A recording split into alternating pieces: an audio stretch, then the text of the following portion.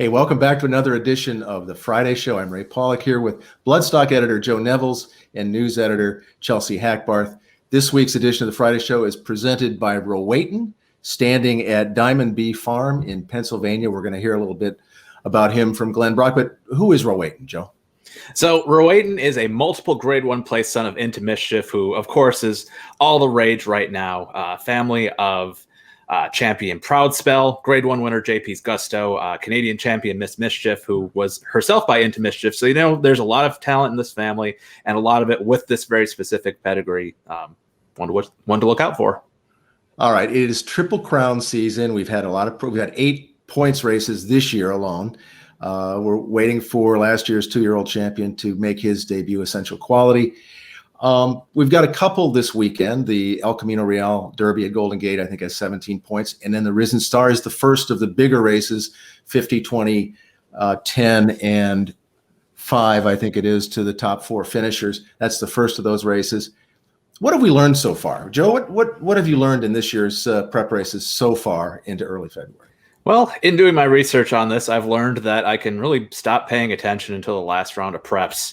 I have done some digging on the numbers, and since 2013, since the Kentucky Derby point system got put in place, the Kentucky Derby winner, or at least the first one past the finish line, has won their last prep race. Before that, they've done well, but it's that last one where we can really solidify who we like and who's going to matter. And until then, let's just enjoy the show. Chelsea, without getting into individual horses, what are your thoughts so far? Well, ever since the point system got instituted, the pace in the Kentucky Derby has actually slowed down significantly. So we're not seeing as many deep closers. So as much as I would like to like some of those really deep closers, I probably won't be able to bet them on Derby Day. Well, I'm not sure I would call Greatest Honor a deep closer, but he did close fairly well to win the Holy Bull Stakes. And we've got a poll up on the website right now asking which January prep was most impressive. And people really seem to like the Shug McGahee trained horse. And I thought visually it was a very, very impressive performance. I don't know if he's at the top of my list, but he's pretty close. What are your thoughts? It was okay. When I say deep closer, I'm thinking Senor Buscador from the Remington race, and he's running in the Risen Star. So maybe I can get back to you after this weekend on that one. And he will be running without Lasix. He won the race at Remington with Lasix. All prep races are run without Lasix, just like Breeders' Cup announced earlier this week.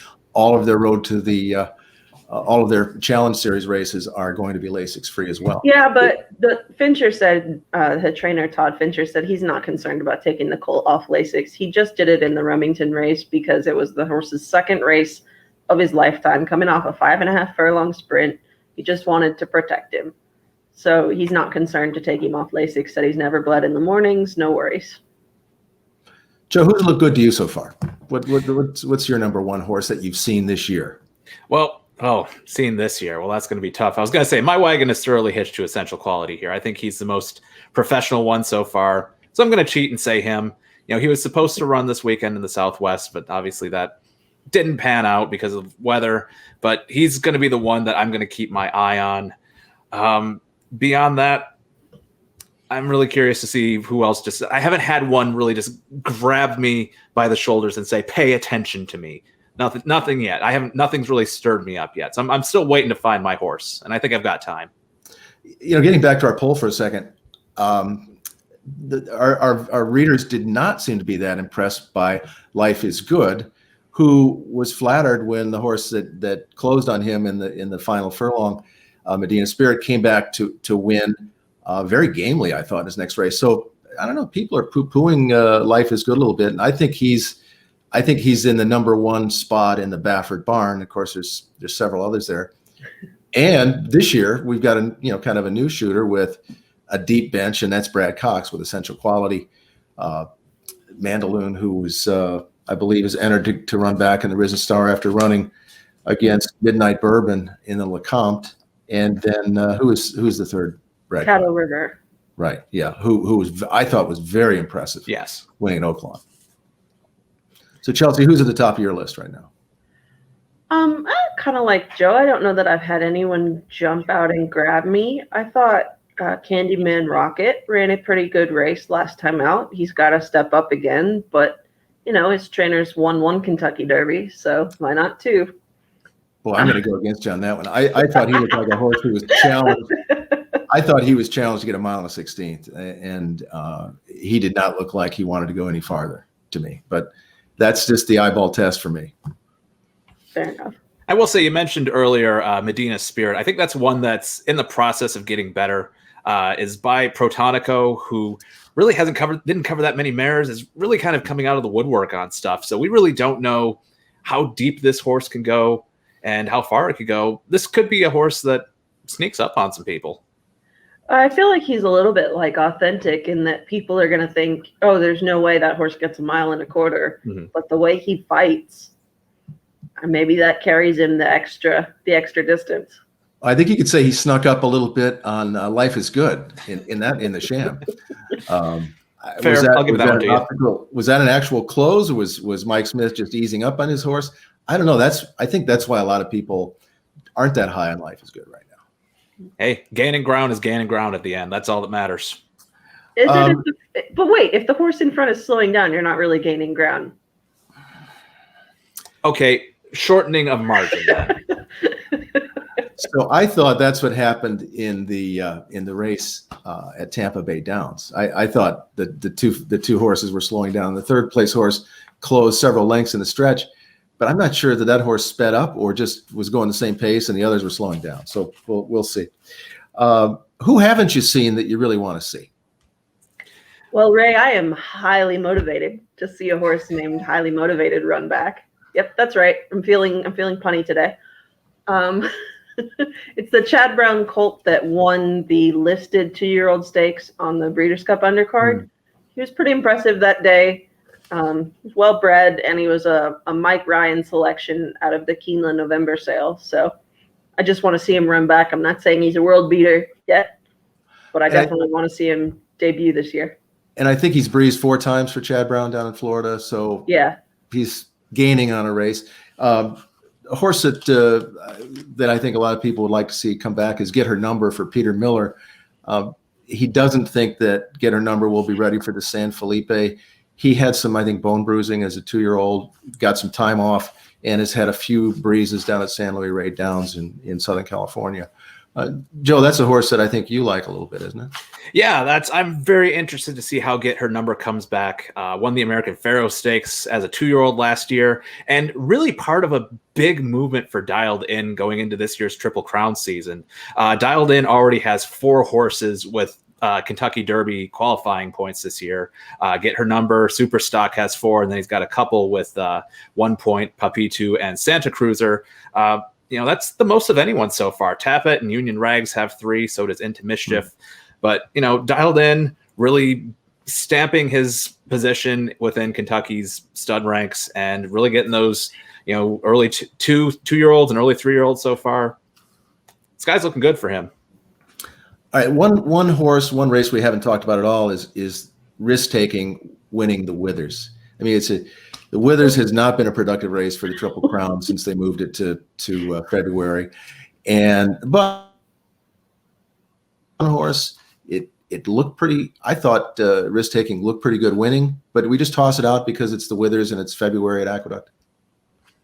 I mean, a winner can come from anywhere. I mean, Mind That Bird won the Derby, not winning races on the Sunland Park Trail. So anything can happen, but we also have a lot of history to pull from that.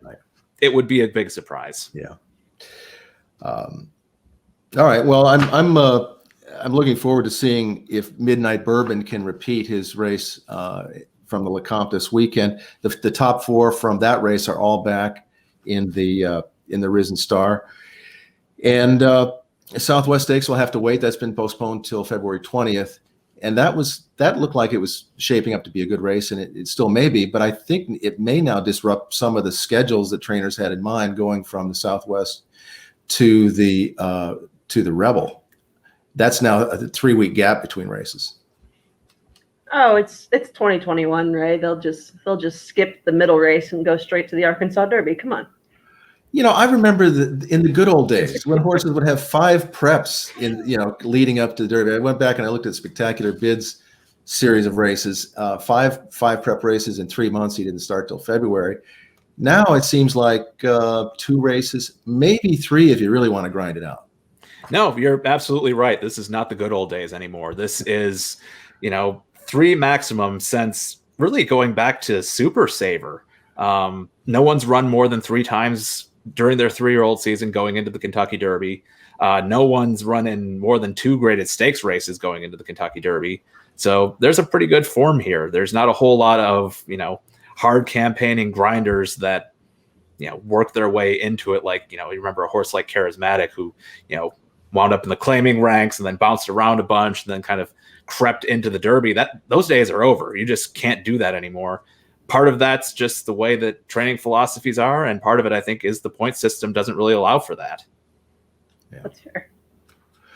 All right. Well, we said that we're going to let you hear from Glenn Brock, but after that, we've got a real surprise for our star of the week. So stick around for that. But here's Glenn Brock talking a little bit about Rowayton.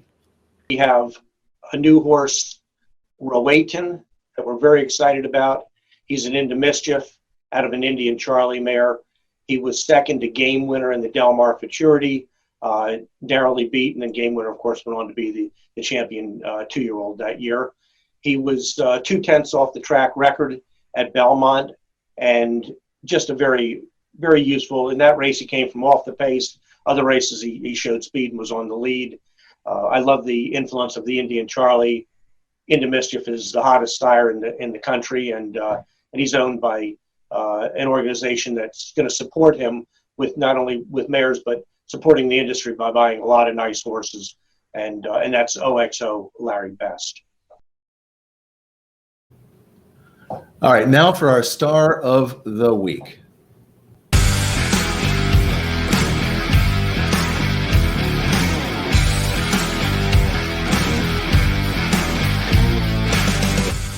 On the outside, Dream Shake is making some progress. And here comes Dream Shake with a nice move, too. Dream Shake, 4 wide bid, comes after Bezos and Mr. Impossible as the field turns for home. Dream Shake, stellar move to the front. At the rail, Mr. Impossible. Bezos is in third, followed by Harvard Memories in the center of the track. It is Dream Shake in a powerful performance. Dream Shake opening up with authority. Harvard Memories moves into second, and Mr. Impossible third. Dream Shake by 5 emphatic lengths. Harvard Memories was second. Mr. Impossible, then it was a photo between Lone Scout and Chaos Reign. Wait. Were the graphics wrong on that saying Bezos was the star of the week? I thought Dream Shake won that race impressively, actually got the highest buyer speed figure of any of the 3-year-olds running this weekend. Bezos? What? Bezos. I mean, he was the horse that everyone was talking about after that race went over. Sometimes being the star of the week means that you're the main player of the week, not necessarily the best performer. You're the star of the show. So here we are talking about Bezos, just like everybody else was after that race. Well, he was 26-1 in the previous Derby Future wager pool. 26-1 for a horse that hadn't even started yet. I think one of Bob Baffert's other runners, Medina Spirit, I think was the same odds, right? It's just crazy. I mean, what a hype machine. Bezos, I don't know if it's the name. I don't know if it's all these workout on the workouts that you can now see on XBTV. But this was a super hyped horse going in. Yeah, so hyped he spit the bit right before the quarter pole. Yeah, he was odds on. He ended up 7th. Bob Baffert said he came out of the race fine. I think he used the word overhyped, but he's part of that hype machine himself. So we'll see. I think that Bezos, let's not give up on the horse. There is a reason that he was hyped. He had a series of very strong workouts. Right. He didn't even change leads in the stretch. Well, he's got some growing up to do. Although let's hope he doesn't, become a baby Huey. He checked in, I think, at 1,335 pounds or something along those lines. That's a huge horse. And if it if it doesn't work out as a racehorse, he could probably pull a wagon and do very well. Oh boy. Yeah, they got some good chuck wagon races. Up at Stampede, is it up? Yeah. There we go. So that being said, it's going to be tough for him to throw the kind of points together to get on the Kentucky Derby radar. Anything can happen. You run well in the Santa Anita Derby or one of the final prep races and you get in. But he's still got 4 months until the Belmont Stakes. And this is a kind of horse that's bred for a kind of distance like that. I mean, out of an AP Indy mare, there's distance capabilities, son of Empire Maker. There's distance capabilities. There's proven Belmont form on the top and on the bottom.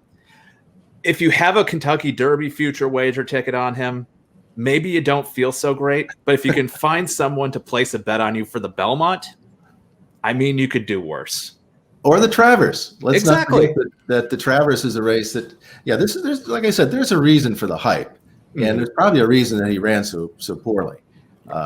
And I don't think that he's going to be forced back into any races soon to try to make the Derby. I think they're going to go back to the drawing board, just like they did last summer. He was ready for a race at Del Mar last summer. He had 10 or 11 workouts, and then they gave him several months off and came back. He had 10 workouts, and it just wasn't there. So we'll see. The horse that wasn't the star of the week looked pretty good winning that race.